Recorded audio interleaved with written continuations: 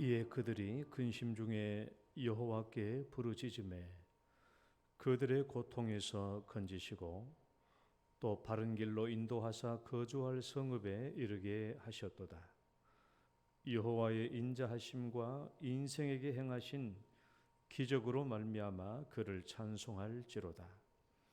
그가 사모하는 영혼에게 만족을 주시며 줄인 영혼에게 좋은 것으로 채워 주심이로다. 아멘. 거룩하시고 자비하신 하나님 아버지, 오늘도 저희들을 우리 하나님의 예배자로 불러주시고 또 복 주심을 감사합니다. 이 시간 저희들이 마음과 정성을 다하여 주님을 잘 섬기게 하옵시고 또 하나님께서 나에게 주시는 은혜를 듬뿍 받아 누리는 예배 시간이 되게 하여 주옵소서. 예수님 이름으로 기도드립니다. 아멘. 찬송가 3장입니다.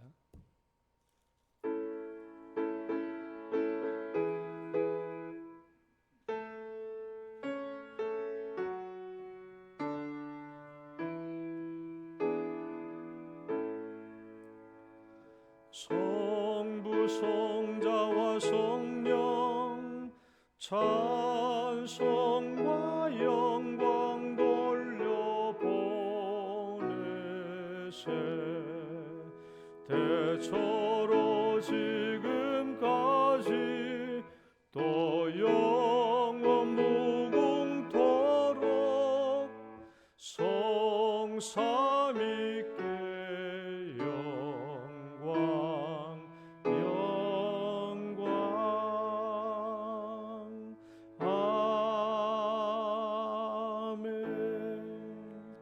신앙 고백 드리겠습니다.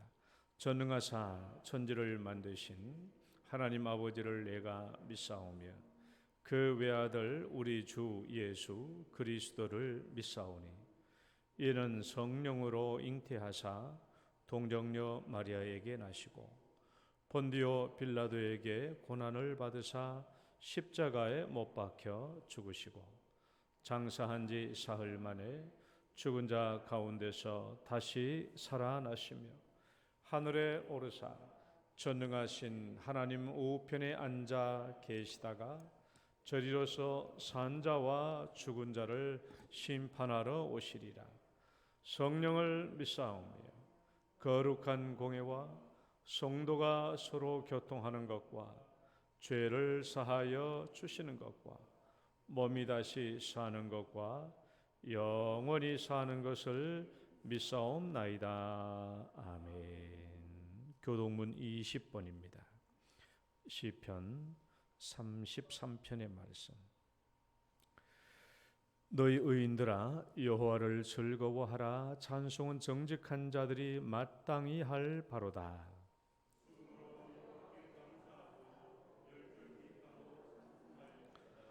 새 노래로 그를 노래하며 즐거운 소리로 아름답게 연주할지어다.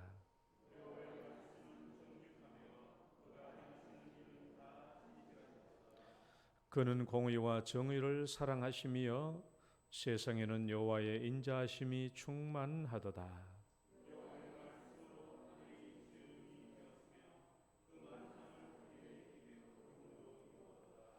그가 바닷물을 모아 무더기같이 쌓으시며 깊은 물을 곳간에 두시도다.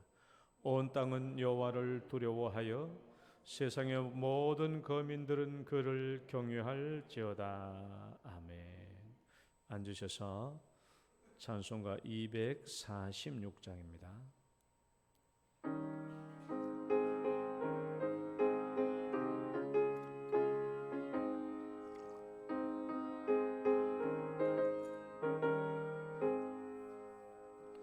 나 가나안 땅 귀한 성에 들어가려고 내 무거운 짐 벗어버렸네. 죄 중에 다시 방황할 일 전혀 없으니 저 생명 시냇가에 살겠네. 길이 살겠네. 나 길이 살겠네. 저 생명 시냇가에 살겠네. 길이 살겠네. 나 길이 살겠네. 저 생명 시냇가에 살겠네. 그 불과 구름 기둥으로 인도하시니 나가는 길이 형통하겠네. 그 요단강을 내가 지금 건넌 후에는 저 생명 시냇가에 살겠네. 길이 살겠네. 나 길이 살겠네. 저 생명 시냇가에 살겠네. 길이 살겠네. 나 길이 살겠네. 저 생명 시냇가에 살겠네. 내 줄인 영혼 만나로서 먹여주시니 그 양식 내게 생명 되겠네. 이후로 생명 양식 주와 함께 먹으며 저 생명 시냇가에 살겠네. 길이 살겠네. 나 길이 살겠네. 저 생명 시냇가에 살겠네. 길이 살겠네. 나 길이 살겠네. 저 생명 시냇가에 살겠네. 아멘. 송국달 장로님 기도 인도하시겠습니다.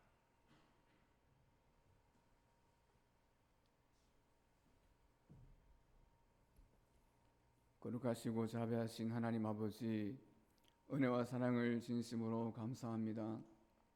죄로 죽었던 죄들을 사랑하셔서 독생하신 예수 그리스도를 땅에 보내시고 예수 그리스도를 통하여 우리를 구원하여 주신 그 은혜를 참으로 감사하오거니와 또 이렇게 거룩한 주일에 저희들을 부르셔서 예배로 삼으신 하나님 앞에 감사와 찬송과 영광을 돌려드립니다.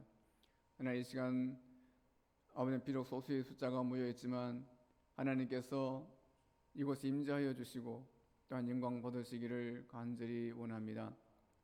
또 오늘도 가정에서 예배 드려야 되는 또 피치 못하는 가정들을 기억하여 주시고 주님, 그들의 가정을 통하여서도 예배를 받으시고 또 영광을 받으시고 또 그 가정들 위에도 하나님의 풍성하신 은혜를 공급하여 주시기를 주님 간절히 원합니다. 하나님 아버지, 지금 온 세계와 또 이 민족이 코로나19로 인해서 여러 가지 어려움을 겪고 있는 가운데서 무엇보다도 주를 섬기는 백성들이 잘 모이지 못하는 그런 안타까움 속에 있습니다.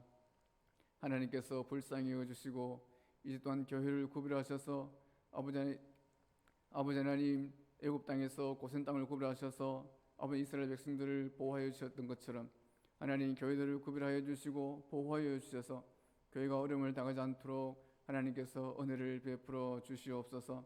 하나님 아버지, 또한 이제 이 나라와 민족을 불쌍히 여주시기를 간절히 원합니다.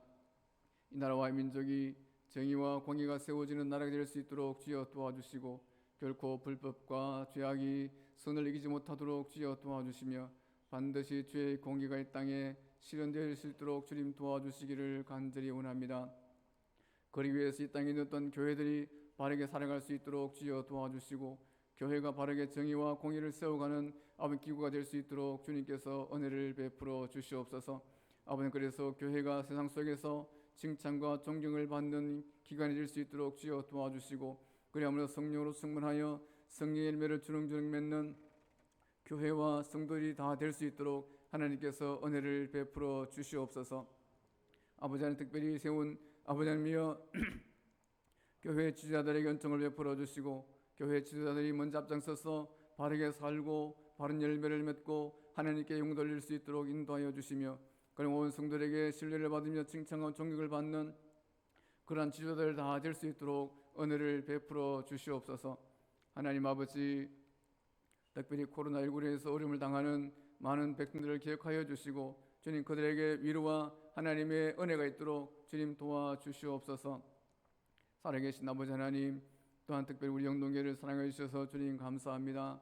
또한 그동안에도 하나님께서 교회를 지켜주셔서 어려움이 없도록 주님 지켜주신 것을 참으로 감사합니다. 또한 성도들이 때마다 시마다 모여서 예배할 수 있도록 주님 도와주신 것도 참으로 감사합니다. 아버지, 이제는 완전히 코로나19가 물러가게 하셔서 이제는 모든 성도들이 마음껏 모여 예배하며 교제하며 떡을 떼며 말씀을 나누며 하나님을 찬양하는 그런 날이 속히 올 수 있도록 주님께서 복을 내려주시기를 간절히 원합니다. 또한 이제 예배를 회복하기 위해서 오늘도 아버지 영야부, 유수동부 아버지 또한 예배를 드리는 가운데 있습니다. 하나님께서 기억하여 주시고 이제 다음 주부터는 모든 아이들로 나와서 예배할 수 있도록 하나님께서 긍휼을 베풀어 주시기를 간절히 원합니다.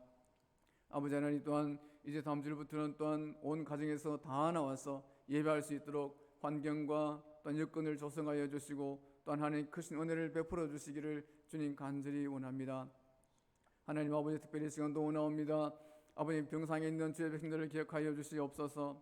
아버지, 병상에 원치 않게도 여러 가지 질병으로 인해서 또한 여러 가지 아픈 부분들로 인해서 교회에 나오지 못하고 또한 아버지 하나님 치료받고 있는 주의 백성들에게 치료의 강선을 발하여 주셔서 깨끗하게 치료하여 주시고 건강한 모습으로 주 앞에 나와 하나님께 영광 돌릴 수 있도록 주님 도와주시기를 간절히 원합니다.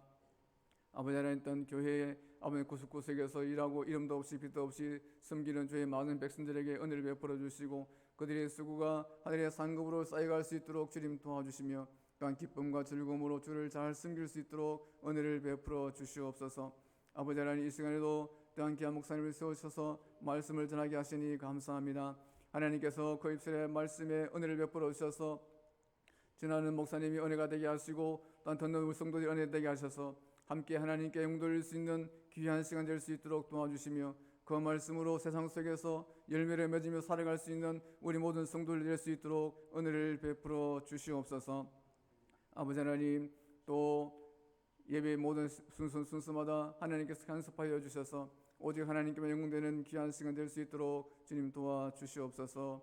감사하고 예수님의 이름으로 기도합나이다. 아멘.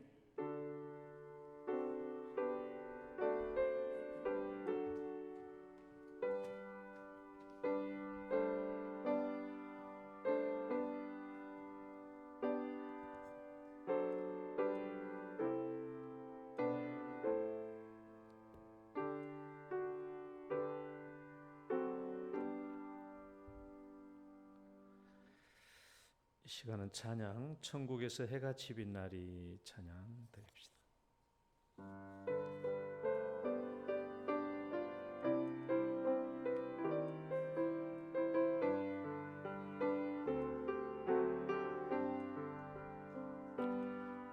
당신의 그 섬김이 천국에서 해같이 빛나리. 당신의 그 겸손이 천국에서 해같이 빛나리. 당신의 그 믿음이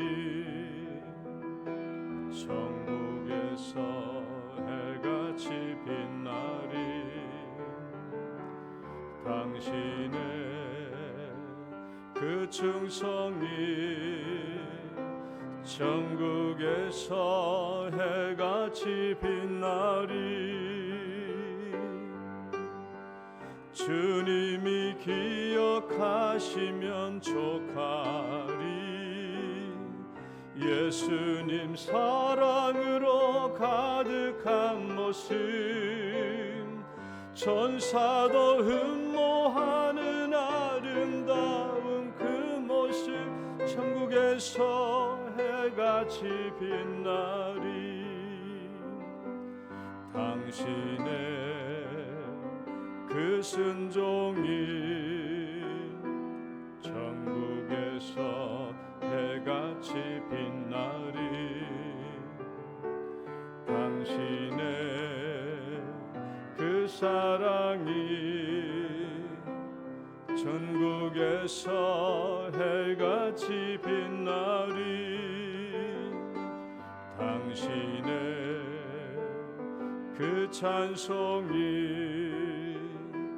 천국에서 해같이 빛나리. 당신의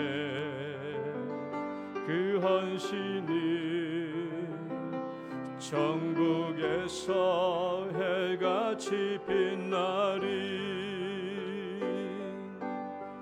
주님이 기억하시면 족하리. 불타는 사명으로 가득 찬 모습, 천사도 흠모하는 아름다운 그 모습, 천국에서 해같이 빛나리. 다시 한번 당신의 그 섬김이, 당신의 그 섬김이 천국에서 해같이 빛나리. 당신의 그 겸손이 천국에서 해같이 빛나리. 당신의 그 믿음이 천국에서 해같이 빛나리. 당신의 그 충성이 천국에서 해같이 빛나리. 주님이 기억하시면 족하리. 예수님 사랑으로 가득한 모습, 천사도 흠모하는 아름다운 그 모습, 천국에서 해같이 빛나리. 당신의 그 순종이 천국에서 해같이 빛나리. 당신의 그 사랑이 천국에서 해같이 빛나리. 당신의 그 찬송이 천국에서 해같이 빛나리. 당신의 그 헌신이 천국에서 해같이 빛나리. 주님이 기억하시면 족하리. 불타는 사명으로 가득 찬 모습, 천사도 흠모하는 아름다운 그 모습, 천국에서 해같이 빛나리. 할렐루야. 우리가 이 땅에서 맺은 모든 열매가 천국에서 해같이 빛나게 될 줄 믿습니다. 오늘 주신 성경 말씀 요한복음 15장 1절에서 8절 말씀 보겠습니다. 요한복음 15장 1절에서 8절. 나는 참 포도나무요 내 아버지는 농부라.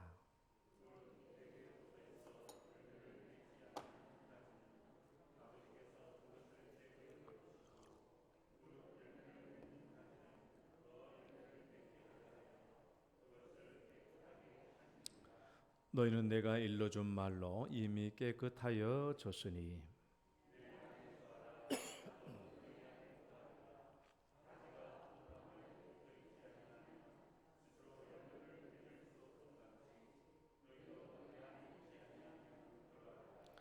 나는 포도나무요 너희는 가지라. 그가 내 안에 내가 그 안에 거하면 사람이 열매를 많이 맺나니 나를 떠나서는 너희가 아무것도 할 수 없음이라.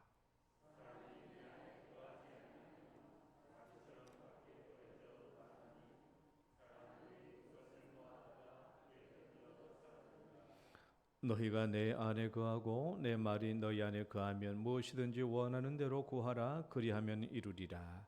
너희가 열매를 많이 맺으면 내 아버지께서 영광을 받으실 것이요 너희는 내 제자가 되리라. 아멘. 하나님 아버지 감사합니다. 오늘도 주의 말씀을 받습니다. 주의 말씀을 통하여 우리 삶이 늘 신앙의 열매를 잘 맺어갈 수 있도록 인도하여 주옵소서.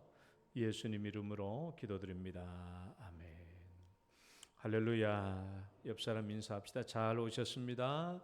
주의 이름으로 축복합니다. 우리가 신앙의 열매를 맺자라는 제목으로 계속 말씀을 나누고 있습니다. 여러분의 우리가 신앙의 열매를 맺어가는 것이 여러분의 삶의 이제 중심 주제가 되어 가고 있는지, 아니면 신앙의 열매를 맺는 것이 진정한 우리의 고민거리가 되고 있는지, 진정한 관심사가 되고 있는지, 아니면 여전히 열매를 맺는 일에 관심이 없는지, 여러분 어떻습니까? 예수님은 우리에게 열매를 맺되 많이 맺으라고 요구합니다. 열매를 많이 맺으라. 열매를 많이 맺어야 되는 이유는 그래야 내가 예수님께 붙어 있는 가지라는 증거가 되니까. 열매를 많이 맺어야 밖에 불살라지지 않고 천국의 가지가 될 수 있으니까. 열매를 많이 맺어야 하나님께 영광을 돌리고 예수님의 제자가 될 수 있으니까. 그래서 예수님은 우리에게 열매를 많이 맺으라고 얘기하고 있죠. 그렇다면 우리가 열매를 맺는 것이 얼마나 중요한 일인가? 우리 신앙생활에서 열매를 많이 맺는 일이 얼마나 중요한 일인가? 정말 중요한 일이죠. 믿음의 신앙 고백만큼이나 신앙의 열매를 맺는 것도 아주 중요한 거 아니겠어요? 믿음의 신앙 고백, 믿음의 신앙의 열매, 이게 신앙의 알파와 오메가예요. 믿음의 신앙 고백으로 우리가 신앙생활을 시작하잖아요. 그리고 열매 맺는 것으로 우리의 인생을 마치는 겁니다. 신앙의 알파와 오메가요, 처음과 끝이에요. 우리 그림을 다시 한번 볼까요? 제가 4가지 열매가 맺어지는 요소를 제가 그림으로 그렸는데, 우리가 무엇이 열매가 되느냐라고 했을 때, 우리가 신앙의 열매가 되려면 하나님께, 신앙의 목적이 하나님께 영광을 돌리는 것이 돼야 돼요. 하나님께 영광이 돼야 돼요. 그 다음에 오른쪽 보시면 신앙의 재료, 무엇으로 열매를 맺나? 열매의 재료. 신앙의 가치, 열매의 가치를 듬뿍 넣어서 나타나는 열매가 되는 거예요. 무슨 일을 하든지 마음을 다하여 죽게 하듯 하는 것. 이렇게 해야, 이렇게 많은 것이 재료가 될 수 있지만은 이런 열매의 가치를 덧입혀야 이게 진짜 나중에 열매가 되는 것이고, 또 맞은편에 있는 것은 열매 맺는 위치예요. 오늘 설교하려고 하는 내용은 오늘 말씀을 열매를 맺는 위치예요. 제로화된, 우리 상태가 제로화된 상태에서 열매를 맺어야 진짜 열매가 되는 거예요. 교만한 상태에서 내 자신을 극대화시키는 상태에서 열매를 맺는 게 아닙니다. 그 다음에 열매의 자질이 되는 거예요. 제일 마지막 어떻게 열매를 맺나? 자기를 부인하고 자기 십자가를 지는 희생 위에서 만들어진 열매가 되는 거예요. 이 네 가지를 지금 계속 하고 있는데 첫 번째, 두 번째는 했고 오늘은 열매 맺는 위치에 대해서 제가 말씀을 드리려고 합니다. 여러분, 예수님께서 우리에게 열매를 맺어야 된다라고 했을 때 그 열매를 많이 맺으면 많이 맺을수록 우리가 낮아지고 겸손해질까요? 아니면 교만하고 높아질까요? 예수님께서 우리에게 맺으라고 하는 그 열매, 나에게 붙어 있어. 너희가 내게 붙어서 열매를 맺어야 된다라는 그 열매를 많이 맺으면 맺을수록 우리는 겸손해지고 낮아지는 것은 너무나 명백한 일입니다. 그러면 가만히 나 자신을 돌이켜 봐봐요. 그러면 나는 지금까지 더욱 겸손해지고 낮아진 사람이 되었나? 예수님의 열매를 맺으면 맺을수록 겸손하고 낮아지는 사람이 되는 것이 너무나 당연한데, 그러면 나는 지금까지 내 신앙생활 수십 년 해온 지금까지 내 자신이 더 겸손해지고 낮아졌는가? 보면 그렇지 않는 것 같아요. 그러면 나는 결과적으로 열매를 많이 맺은 사람인가? 열매를 많이 맺은 사람인가? 또 예수님이 말씀하신 열매를 많이 맺으면 맺을수록 더욱더 예수님을 닮아갈까요? 아니면 예수님을 안 닮아갈까요? 너무나 자명한 일이죠. 예수님의 가지에 붙어서 그 양분으로 열매를 맺는다면 열매를 맺으면 맺을수록 우리는 예수님을 닮아갈 수밖에 없는 거예요. 그러면 이토록 오랫동안 우리가 신앙생활을 해왔는데 우리가 예수님을 많이 정말 닮았습니까? 더욱더 닮아왔습니까? 신앙생활을 수십 년 해오는 동안 예수님을 많이 닮았는가? 그렇지 않은 것 같아요. 그러면 결과적으로 나는 열매를 많이 맺은 사람인가?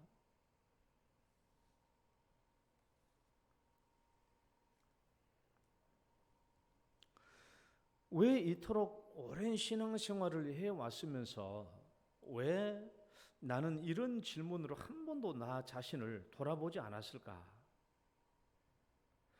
열매를 많이 맺으면 맺을수록 낮아지고 겸손해지고, 열매를 맺으면 맺을수록 예수님을 닮아가야 하는데 나는 그렇지 못하다면 나는 어떻게 살아온 것인가? 왜 나는 이런 질문을 가지고 한 번도 내 자신을 돌아보지 못했을까? 나는 왜 이런 통찰력을 가지지 못했을까?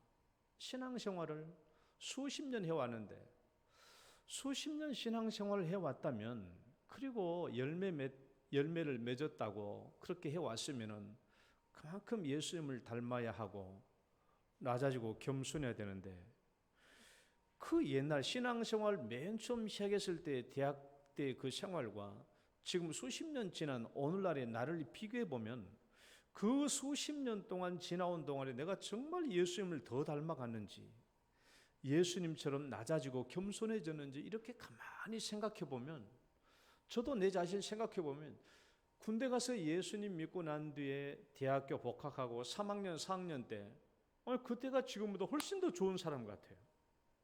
지금 이 30년이 지났는데 내가 예수님을 더 닮아갔나? 더 낮아졌나? 겸손해졌는가? 아닌 것 같아요. 그래서 아무리 생각해봐도 내가 예수 믿고 지금까지 걸어온 신앙생활이 신앙의 정도를 걸어온 게 아니에요. 신앙의 정도를 걸어온 건 아니에요. 만약에 신앙의 정도를 걸어왔다면 예수 믿고 지금까지 계속 예수님을 만나고 예수님과 더불어 교제하고 열매를 맺고 지내왔다면 나는 이 수십 년 동안에 더 겸손해지고 예수님을 닮아갔을 것이 분명한데, 그렇지 못한 내 자신을 바라보면 신앙의 정도를 걸어온 것이 아니에요. 내가 몇 번 생각해봐도 나는 신앙의 정도를 걸어온 게 아니에요. 만약 여러분들도 나와 똑같다면 여러분들도 신앙의 정도를 걸어오지 않은 것이 분명합니다.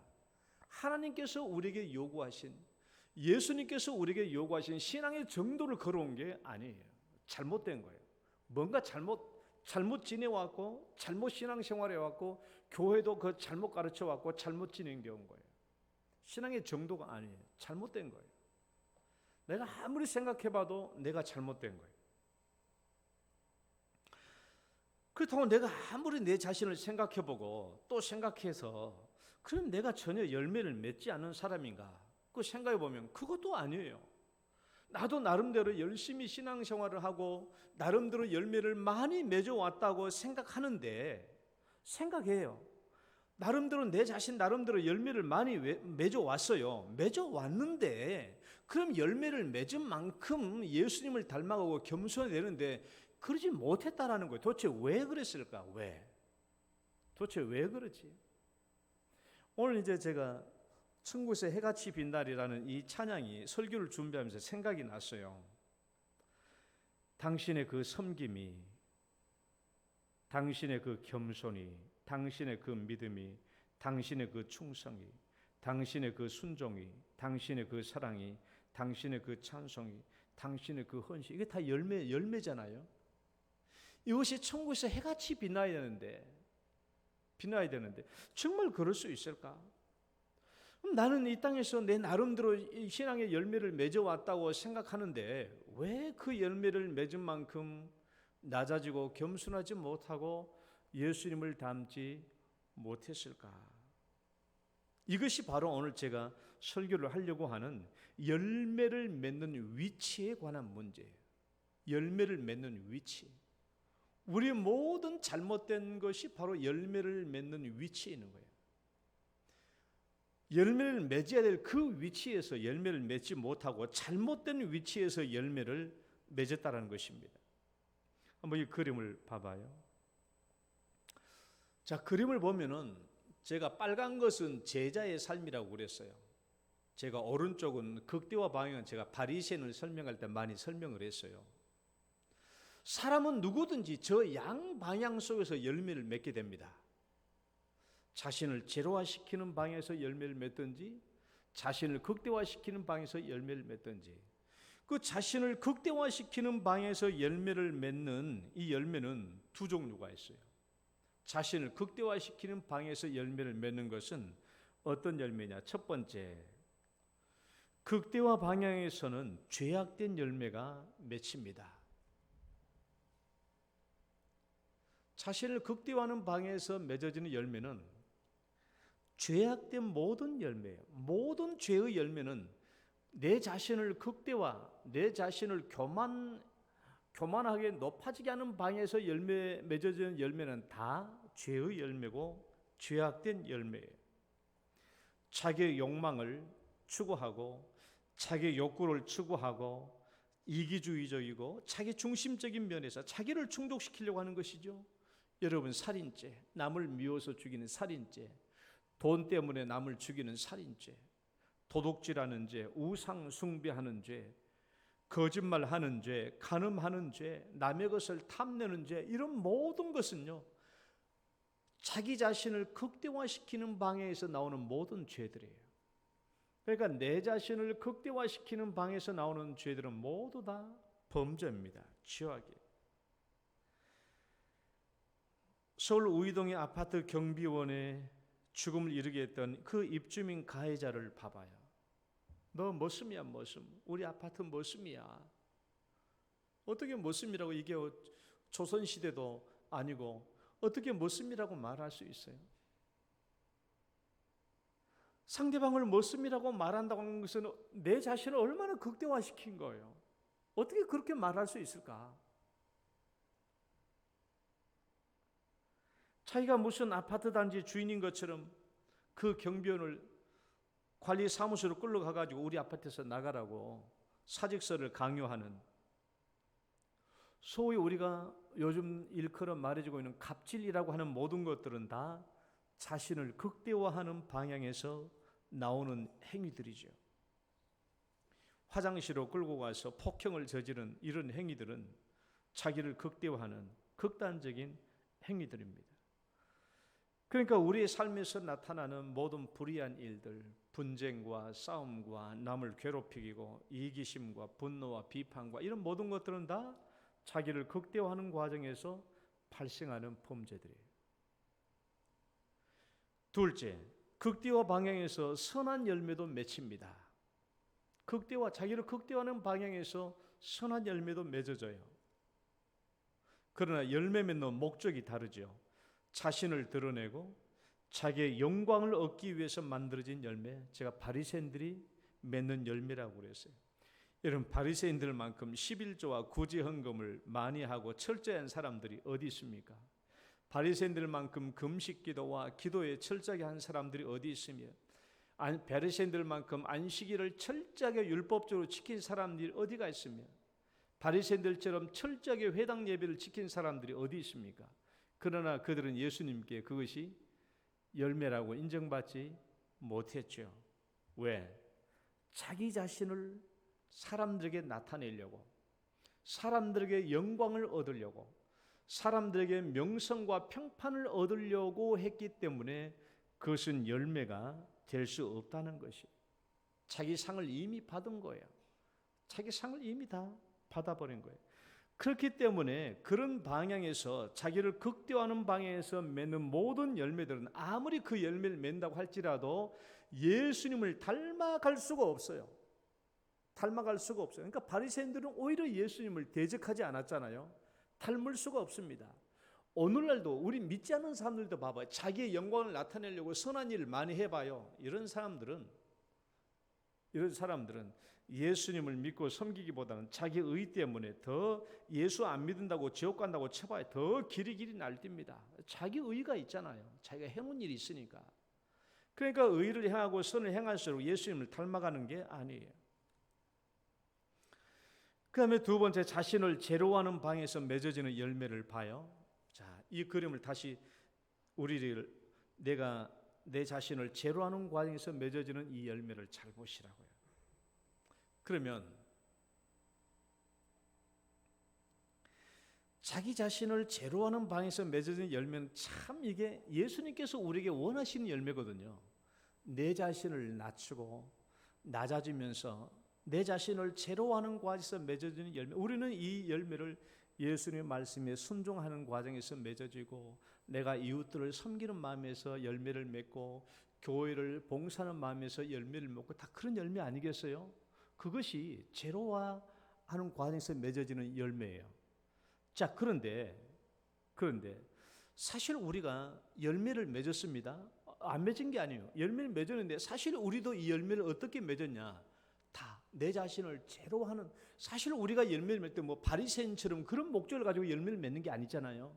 우리 열매를 맺을 때 누구든지 다 이렇게 자기 자신을 낮추고 제로화시키는 과정에서 열매를 맺은 게 분명해요. 그런데 이 열매, 그렇게 분명히 열매를 맺었는데, 그럼에도 불구하고 수십 년이 지난 오늘 내 자신을 돌아와 보면 예수님을 닮은 것도 없고 내 자신이 더 낮아지거나 겸손한 것도 없다라는 거예요. 왜 그런가? 이것은 우리가 열매를 맺는 위치가 잘못되었기 때문에 그래요. 오히려 우리는 내 자신을 낮추면서 제로화되는 방향에서 열매를 맺었다고 치지만 결국 나에게 나타난 게 뭐냐? 내 지위와 내 명예와 내 권세와 내 높아진 것, 이런 것들이 나타난 거예요. 그러니까 결국 우리는 열매를 맺되 제로화되는 방에서 열매를 맺기는 맺었지만은 20년, 30년 지나고 와서 내 자신을 돌아보면 그것이 결국 뭐가 되어 있냐? 내 영광의 축적물이 되어 있는 거예요. 영광의 축적물이. 우리가 교회 안에서 어디서든지 간에 내가 좀 큰 소리 칠 수 있고 좀 말 좀 크게 할 수 있고 남들 비판도 할 수 있고, 여러분 그게 왜 그래요? 내가 지금까지 교회에서 해온 게 있으니까 이것이 배경이 되는 거잖아요. 배경이. 그래서 우리는 비록 처음에는 내가 열매를 맺을 때는 그렇게 열매를 맺었다고 할지라도 이 30년이 지나서 지금 내 자신을 돌아와 보면 예수님을 닮은 것도 없고 예수님처럼 낮아지고 겸손해진 것도 없다라고 하는 것은 내가 신앙의 열매를 맺기는 맺었지만은 지금 뭔가 잘못된 위치에서 열매를 맺었다라는 거예요. 그러니까 열매를 맺기는 맺었지만 예수님도 닮지 못하고 더 겸손해지지도 못하고 결국 내 영광의 축적물이 되어 있다면 그것은 내가 신앙의 열매를 맺기는 맺었지만은 신앙의 바른 위치가 아니라 잘못된 위치에서 열매를 맺었다라는 거예요. 그렇다면 이제 우리가 신앙의 열매를 어떤 위치에서 맺어야 하며 어떤 위치에서 신앙의 열매를 맺어야 이런 문제가 발생하지 않고 정말 예수님이 의도된 것처럼 더욱 낮아지고 겸손하고 예수님을 닮는 열매를 맺을 수 있겠는가? 그 고민 안 해봤겠어요. 제가 이 30년 동안 30년 넘게 신앙생활 해왔는데 열매를 맺었는데 도대체 왜 예수님을 닮은 게 없고 왜 예수님처럼 겸손하고 낮아진 게 없는가? 도대체 내가 지금까지 맺었다는 열매는 도대체 어디서 맺어진 것인가?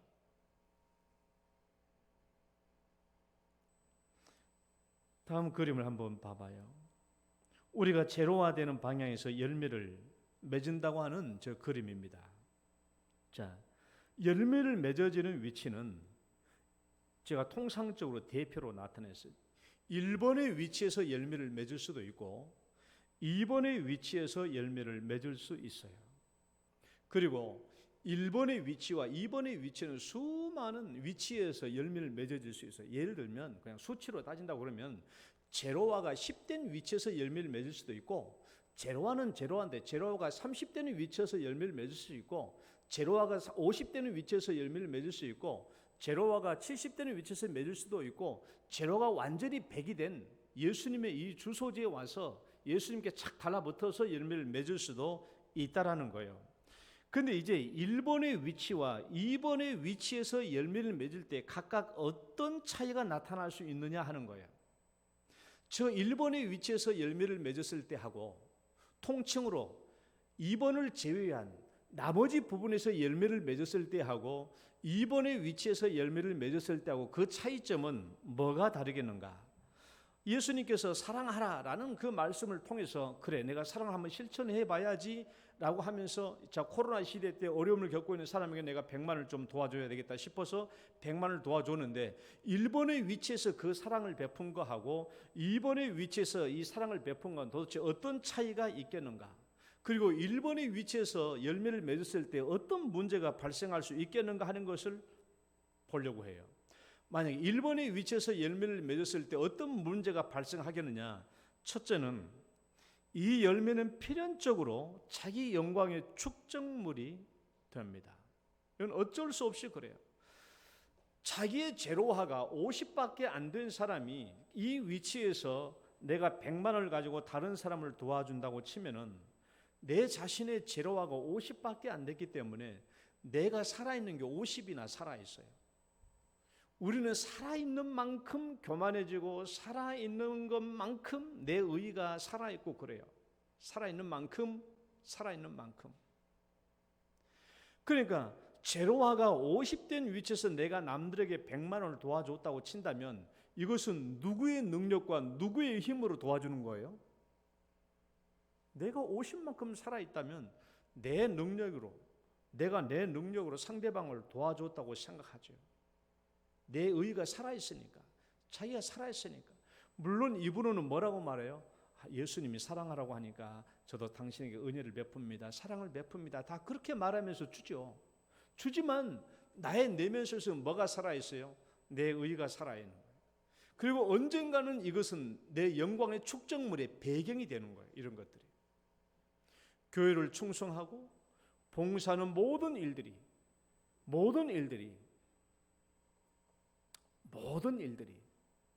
내 의의가 살아있는 한은 결국은 뭐가 되냐? 내 영광의 축적물이 되어서 언젠간 이것이 내 자랑거리가 되고 언젠가 이것을 내가 남들에게 꺼내서 말할 수 있는 내 권세와 내 능력과 내 위치를 드러내는 그런 열매가 될 수밖에 없는 거예요. 그 다음에 두 번째는 이 1번의 위치에서 맺어진 열매는 필연적으로 예수님을 닮지 못하게 합니다. 안 닮아집니다. 제로화가 50밖에 안 된 위치에서 50이나 70이 된 80도 마찬가지죠. 제로화가 자기 의의가 살아있는 위치에서 어떻든지 간에 자기 의의가 살아있는 여건에서 남을 돕고 사랑한다고 할지라도 거기에는 결국 누구를 담게 되느냐? 자기를 담게 돼요. 내 능력과 내 의로 행한 열매는 결국은 나 자신을 더욱 담게 하고 나 자신의 의를 더욱 붙잡게 하는 거예요.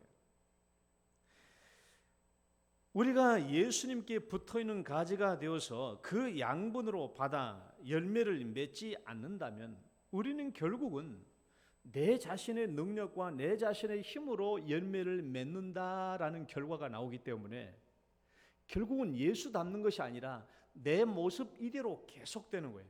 그러니까 내 모습은 절대 바뀌어지지 않는 것입니다. 오히려 자기 모습이 더 강화될 수도 있어요. 우리가 왜 그토록 오랫동안 열매를 맺었다고 하지만 그 열매가 예수님을 닮게 하지 못하게 했는가 하는 것을 생각해 보면 우리가 열매를 맺는 게 다 어디에서 맺은 거예요? 다 1번의 위치에서 맺은 거예요. 어떤 사람은 제로화가 20된 위치에서, 어떤 사람은 제로화가 50된 위치에서, 어떤 사람은 제로화가 70된 위치에서 다 자기 의가 살아있는, 자기가 살아있는 그 상황 속에서 열매를 맺다 보니까 결국 예수님을 닮지 못하고 내 모습 그대로인 거예요. 나는 열매를 맺지만 내 모습은 그대로인 거예요. 예수님을 닮아가지 못한 거예요. 왜? 예수님의 양분으로, 예수님의 능력으로 열매를 맺은 게 아니라 내 능력으로 열매를 맺었다라는 것이 살아있기 때문에 그렇다라는 것입니다.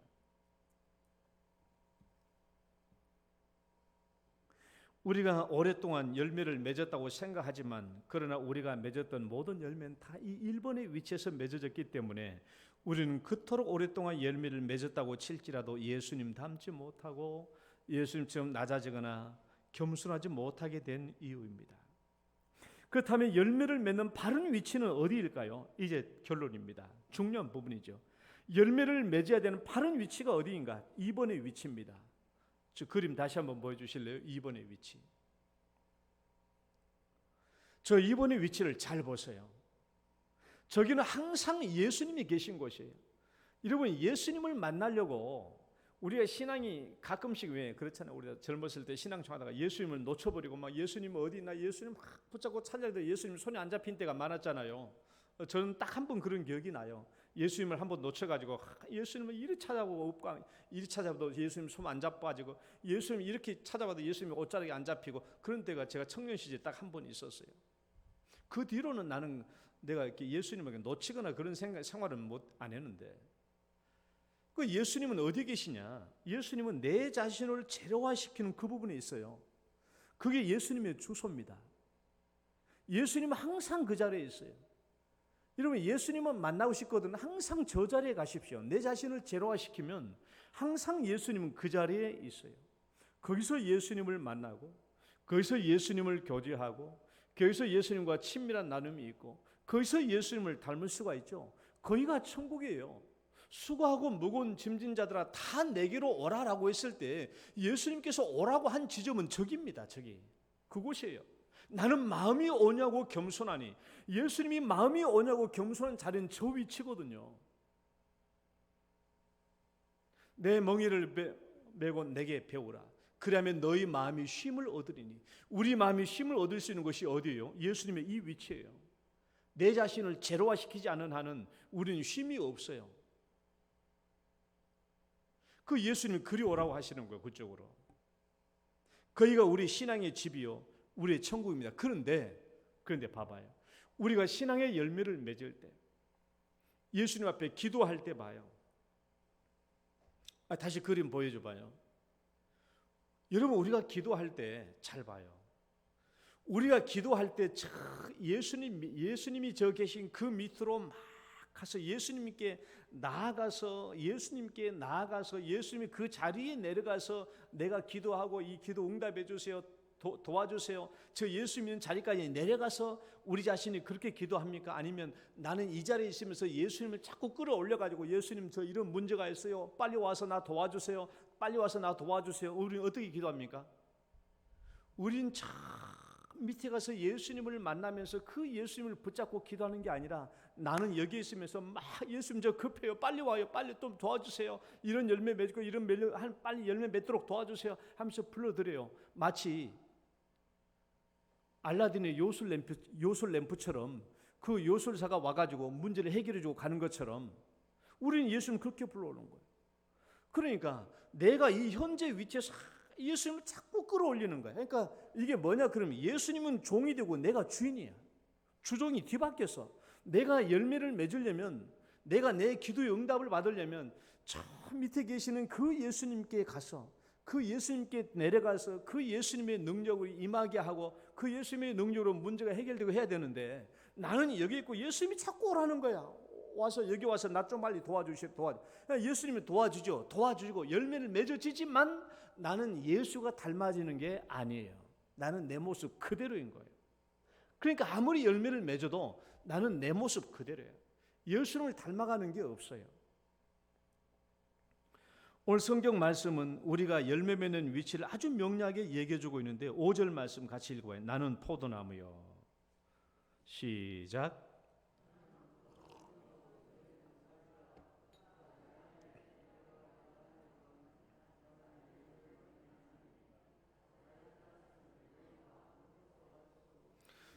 열매를 맺는 바른 위치는 예수님과 붙어있는 위치예요. 예수님께 붙어있는 위치. 예수님께 붙어있게 되면 이제 우리가 어떻게 되느냐. 자, 첫 번째, 예수님께 잘 붙어있으면 우리가 어떻게 되는가. 첫 번째 읽어봐요. 시작. 예수님과 같은 위치에 있게 되는 거예요. 예수님과 같은 위치에 있게 된다는 말은 내가 완전히 제로화된다는 것을 의미해요. 예수님께 완전히 내가 붙어있다. 예수님은 참 포도나무 나는 가지니 그가 내 안에 내가 그 안에 가면 사람이 여러분이 많이 매난 날 따라서 내가 아무것도 할 수 없습니다라고 했을 때 예수님께 붙어있는 그 위치는 내 자신이 제로화되어 있는 위치를 얘기해요. 내 자신이 완전히 제로화되어 있어요. 제로하고 50밖에 안 되는 사람은 예수님께 온전히 붙어 있을 수가 없죠. 그러니까 50밖에 안 된 사람은 예수님께 온 양분으로 열매를 맺는 것이 아니라 내 양분으로 내 능력으로 열매를 맺을 수밖에 없는 거예요. 우리는 열매를 맺으려면 예수님의 포도나무에 잘 붙어 있어야 돼요. 그것은 교만한 곳, 높은 곳이 아닙니다. 아주 낮고 겸손한 곳이에요. 그렇기 때문에 겸손하고 낮아지지 않고서는 예수님께 붙어 있을 수도 없고, 겸손하고 낮아지지 않고서는 열매가 맺어질 수 없는 거예요. 그때 맺어지는 열매가 겸손의 축적물이 되고 낮아짐의 축적물이 되는 것이죠. 그러니까 예수님께 온전히 붙어 있어서 열매를 맺을 때라야 그 열매가 나에게 맺어질 때 내가 더욱더 낮아지고 겸손해지고 예수님을 닮을 수 있는 것입니다. 예수님께 붙어 있을 때 나타나는 현상 두 번째 읽어봐요. 예수님의 양분으로 시작. 예수님의 양분으로 열매가 맺어지는 거예요. 예수님께 붙어 있을 때. 여러분, 제가 믿음이 뭐라고 그랬어요? 믿음은 뭐라고요? 믿음은 하나님 플러스 생성이라고요. 믿음은 바라는 것들이 실상인데 내 바라는 모든 것을 이루어주시는 분은 하나님이시고 그 하나님이 생성 이루어주시는 거예요. 믿음은 하나님 플러스 생성이라고 했을 때 하나님의 능력 100이에요. 하나님이 능력 100. 나는 완전히 제로화되는 거예요. 나는 제로화되고 모든 환경도 제로화되는 거예요. 오직 하나님의 능력 100으로 이루어지는 것이 믿음입니다. 그러니까 예수님께 붙어 있고 예수님의 양분이 나에게 들어온다고 했을 때 오직 예수님의 능력 100으로 열매가 맺어지는 것을 얘기해요. 예수님의 능력 100으로 열매가 맺어져야 그 열매가 진짜 믿음, 진짜 열매가 되지 않겠어요? 자기 의가 드러나지 않죠. 내가 완전히 제로화된 가운데서 오직 예수님의 양분으로만 열매가 맺어진 것. 비록 내가 내 호주머니에서 100만 원이 상대방에게 나갔다고 할지라도 이 100만 원이 나의 의가 되는 것이 아니라 이것마저도 온전히 내 자신이 제로화됨으로 이것마저도 온전히 예수님의 것이 되어서 가는 거예요. 그렇게 맺어지는 열매가 진짜 참된 열매요, 예수님이 말씀하시는 열매가 되는 것입니다. 그래서 예수님께 붙어있는 결과, 세 번째, 결과적으로 읽어봐요. 시작. 더욱 예수님을 닮게 됩니다. 그림 보여주세요. 제가 여러분들에게 자꾸 새 사람에 대해서, 속 사람에 대해서 내가 얘기를 여러 번 했습니다. 속 사람이란 예수님과 한 쌍으로 존재하며 예수님께 반응하는 쌍둥이 인격체예요. 저 속 사람의 위치가 여기입니다. 내가 예수님과 한 쌍으로 존재하며, 이것이 바로 이 예수님께 붙어있는 저 상황이에요. 속 사람은 저걸 말해요. 예수님을 닮아가는 거예요. 그 예수님과 한 쌍으로 존재하며 예수님께 반응하는, 예수님과 쌍둥이가 되어가는 거예요. 쌍둥이. 그래서 예수님께 붙어있는 가지가 됐을 때 비로소 우리는 예수님과 하나가 되는 것이고, 예수님의 양보를 받으면서 온갖 예수님의 성품을 닮아가면서 우리가 예수님처럼 닮아갈 수밖에 없는 것이죠. 나는 속 사람에 대해서 제가 2016년 가을부터 내가 이 문제를 내가 알기 시작했는데, 이 속 사람의 위치가 이 제로화된 상태에 있는 것이구나 하는 것은 제가 이번에야 아주 깊게 깨닫게 되었는데, 그럼 이제 마지막으로 결론이 이겁니다. 왜 제로화의 위치에서만 열매를 맺어야 합니까? 도대체 그 당위성이 어디에 있습니까? 왜 제로화된 위치에서만 열매를 맺어야 합니까? 도대체 왜 그래야 합니까? 왜 그래야만 합니까? 라고 물었을 때의 대답이, 예수님께서 공생의 생활을 하셨을 때, 예수님께서 우리처럼 인간의 모습을 입고 이 땅에 오셨을 때 맺었던 열매의 위치가 어디냐라는 거예요. 예수님께서 이 땅에 오셨을 때 맺었던 모든 열매의 위치, 맺으실 때 예수님께서 이 땅에 오셨을 때 오셔서 열매를 맺으셨던 그 위치가 어디냐라는 거예요. 그걸 보면은 바로 제로하던 위치라는 것을 우리가 알 수 있죠. 마가복음 10장 45절 말씀 한번 봐봐요. 10장 45절 시작. 인자가 온 것은 섬김을 받으려 함이 아니라 도리어 섬기려 하고 자기 목숨을 많은 사람의 대속물로 주려 함이니라. 여러분, 예수님께서 이 땅에 사명을 가지고 이 땅에 오셔서 열매를 맺으셨을 때 이 섬김의 자리를 보세요. 섬김의 자리. 여러분, 섬김의 자리가 어디예요? 내가 이만큼 높아져 가지고 섬길 수 있어요? 내가 제로하고 50밖에 안 된 가운데서 섬기다 보면 나중에 무슨 문제 발생해요? 섬기다가 마음에 안 들면 싸워버리죠. 싸우잖아요. 우리가 봉사하다가 내 마음에 안 들면 싸워버리잖아요. 제로화가 안 돼 있으니까.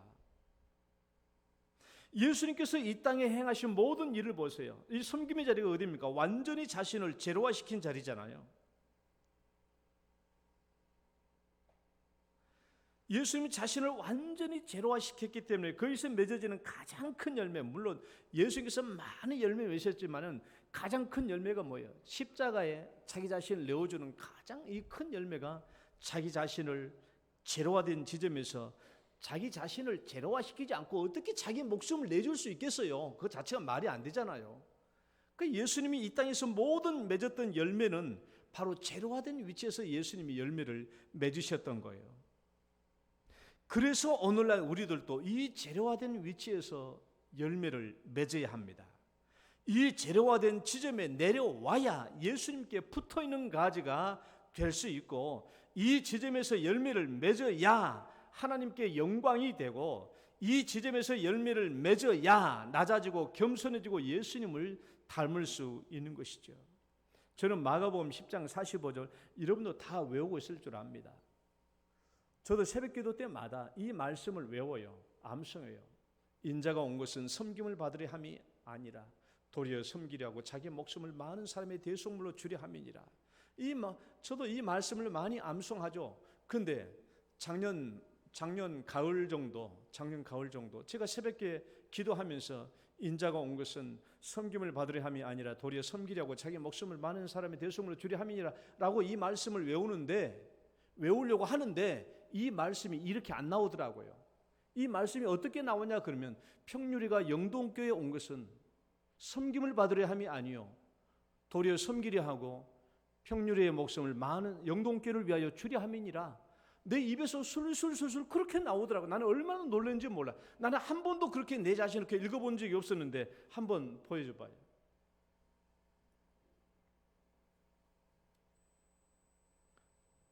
읽어봐요. 시작. 평유리가 영동교회에 온 것은 섬김을 받으려 함이 아니라 도리어 섬기려 하고 평유리의 목숨을 영동교회를 위하여 주려 함이니라. 아니 내가 이 마가복음 10장 45절 말씀을 외우려고 하는데 내 입에서 술술술술 저렇게 나오더라고요. 내가 얼마나 깜짝 놀란지 몰라요. 그때 내가 이 말씀으로 엄청나게 많은 여러 가지 것들의 상처가 치유되고 마음 상한 것들이 치유되고 회복되고, 그다음에 이렇게 교회를 섬기는구나. 이렇게 예수님께서 이렇게 세상을 섬기셨고 사람을 섬긴 것처럼 나도 이렇게 교회를 섬기는 것이 맞구나. 그래서 하나님이 나를 이렇게 보내주셨구나 하는 것을 제가 깨닫게 된 거예요. 나는 그날 새벽에 이렇게 생각했어요.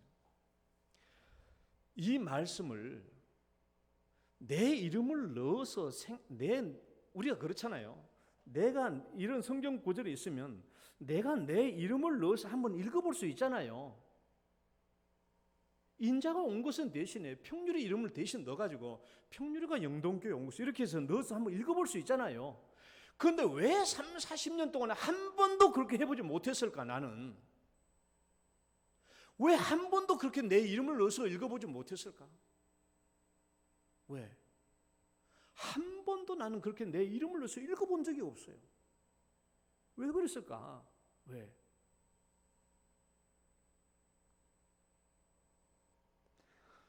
여러분 지금이라도 여러분들도 거기에 여러분의 이름을 넣어서 한번 읽어봐요. 한번 읽어봐요. 다 같이. 평유리가 영동교회 온 것은 그거 다시 보여줘봐요. 내 이름 부르지 말고 여러분 자기 이름 넣어야 돼요. 또 내 이름 부르라. 시작.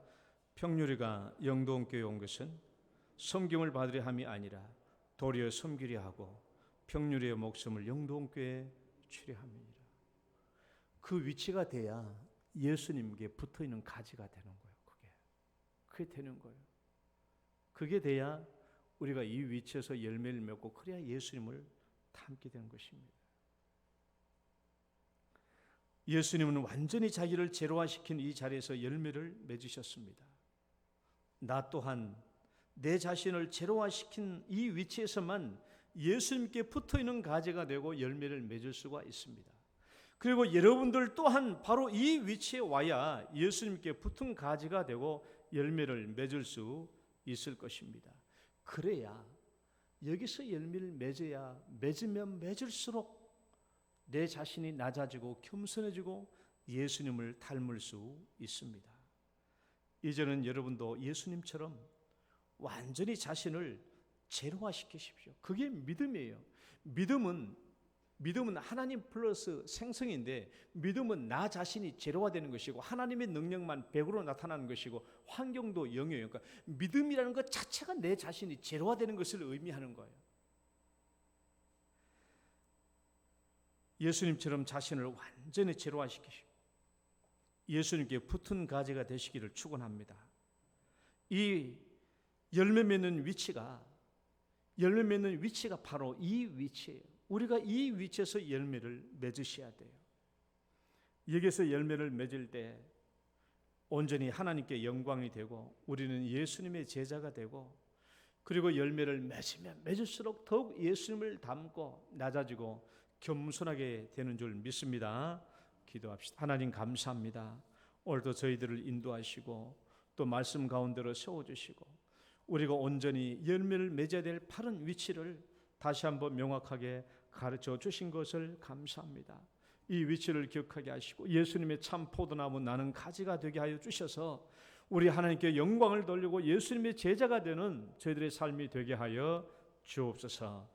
예수님 이름으로 기도드립니다. 아멘. 찬송가 212장입니다.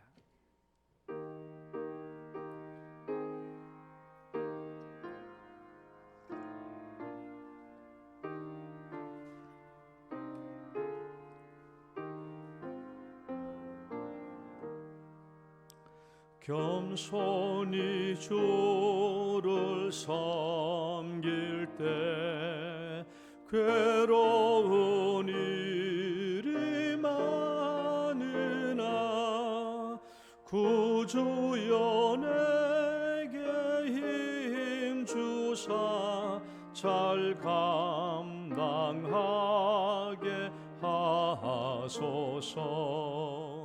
인자한 말을 가르치시고 가지고 사랑을 감화시키며 갈 길을 잃은 무리를 잘 인도하게 하소서. 구주의 귀한 인내를 깨달아 알게 하시고 굳건한 믿음 주셔서 참 승리하게 하소서. 장래의 영광 비추사 소망이 되게 하시며 구주와 함께 알면서 참 평강 얻게 하소서.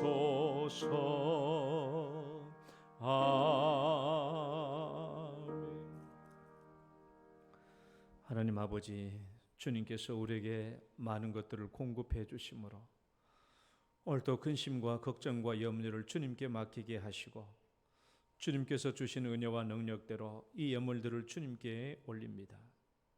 바리새인들과 같은 재물이 되지 않게 하시고 예수님께 잘 붙어있는 가지처럼 온전히 주 앞에 영광이 되는 열매가 되게 하여 주옵소서. 이 거룩하게 드려진 11조의 열매를 축복해 주시고 이 열매를 드림으로 더욱더 많이 주 안에 받는 은혜와 복이 되게 하여 주옵소서. 사도 바울이 말한 대로 적게 심는 자는 적게 거두고 많이 심는 자는 많이 거둔다고 했사오니 주님이 심는 대로 거두는 놀라운 은혜와 축복들이 있게 하여 주옵소서. 감사 예물이 있습니다. 하나님 기도 제목대로 복을 베풀어 주시며 여러 감사의 제목을 영광으로 거두어 주옵소서. 세례교인 헌금과 또 여러 가지 선교, 건축, 구제, 헌금 예물을 드립니다. 모든 예물들 위에도 주님께서 영광을 거두어 주시고 이 예물을 드림으로 기쁨과 감사와 은혜가 넘치게 하여 주옵소서.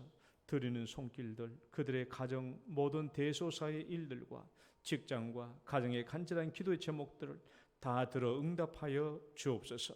오늘도 주 안에 나와서 머리 숙이며 예배하는 사람 모든 주의 백성들, 하나님 그들의 심령을 다 통찰하여 주시고 그들의 마음에 간절한 기도의 제목들, 소원들 응답하여 주시옵소서.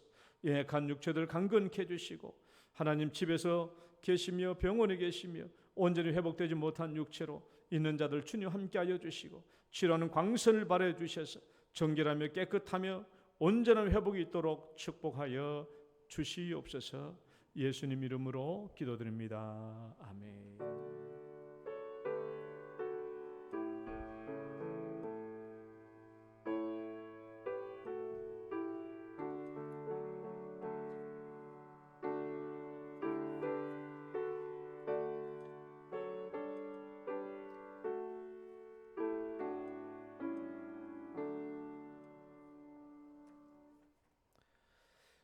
교회 소식 잠시 보겠습니다. 우리 이제 주일 예배는 다 정상화돼서 9시와 11시 예배 드리고 있습니다. 그래서 우리 모든 성도님들은 누구나 다 예배 없이 9시 또는 11시 예배 중에 한번 다 나오셔서 참석하셔야 됩니다.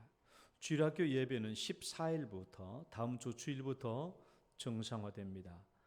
영유아부, 유초등부, 중고등부 예배는 9시에 시작되겠고 대청부 예배는 1시 30분에 시작됩니다. 새벽기도는 매일 5시 본당 여기서 시작됩니다. 그래서 벌써 새벽기도 때 오실 분들 한번 손 들어봐요.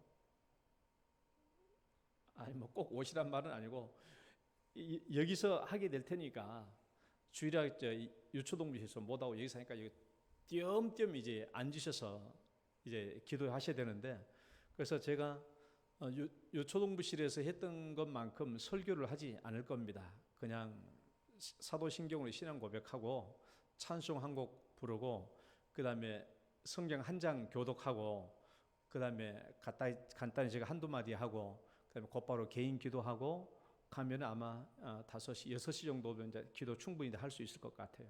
그렇게 하시고 가시면 되겠습니다.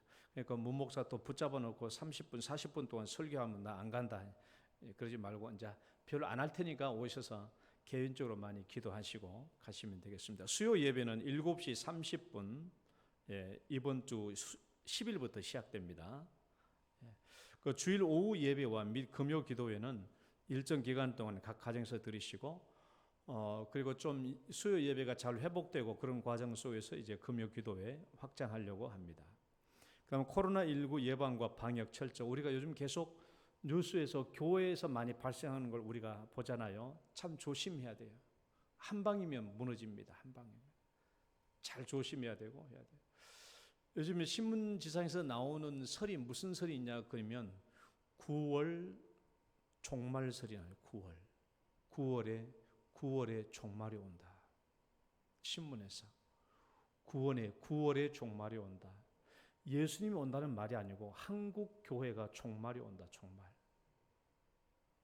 무슨 말인가 하면은 이 코로나 사태가 계속 지금 상태로 계속되면은 한국에 있는 80%가 개척교회고 작은 교회들입니다. 개척교회 작은 교회들은 흥금이 없어서 성도들이 안 모이면 월세도 못 내고 아무것도 안 돼요. 그래서 신문지상에서는 한국 개신교 9월이면 종말이 온다. 그렇게 얘기를 해요. 그들의 말이 다 틀린 것은 아니죠. 그래서 이런 부분들이 오지 않도록 우리가 깨어서 기도해야 되고 코로나 사태가 빨리 진정되도록 해야 되겠고, 그다음에 우리 나름대로 이렇게 큰 교회들은 작은 교회들을 이럴 때 경제적으로 좀 도와주는 일들이 필요합니다. 필요하고 아마 우리 노회에서도 이제 아마 어려운 교회를 위한 좀 돕는 기금을 도와달라고 이제 올지도 모를 테인데 우리도 준비를 하고 있어야 되겠습니다. 총회 세례교회는 헌금 다음 주까지 해주시고요. 고3을 위해서 많이 기도해 주시기 바랍니다. 고3 이름 불러봅시다. 김희원이, 권하준, 차은서, 최예은, 홍지민. 많이 기도해 주시기를 바랍니다. 자, 당신은 소중한 사람 축복송 찬양 드리시고 예배 마치겠습니다.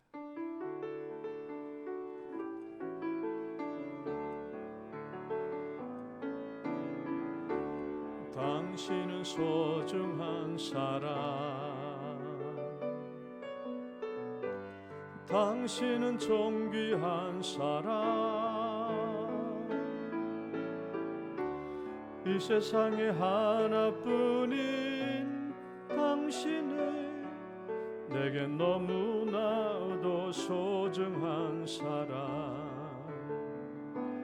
그런 당신을 사랑해요. 그런 당신을 축복해요. 사랑받기에 합당한 당신을 주의 이름으로 사랑함. 주의 이름으로 축복합니다. 주의 이름으로 축복합니다.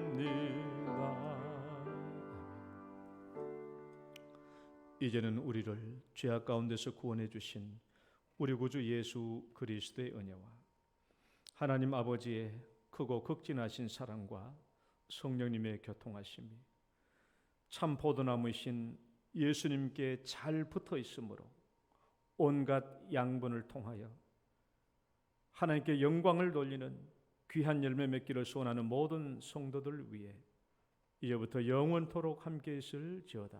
아멘.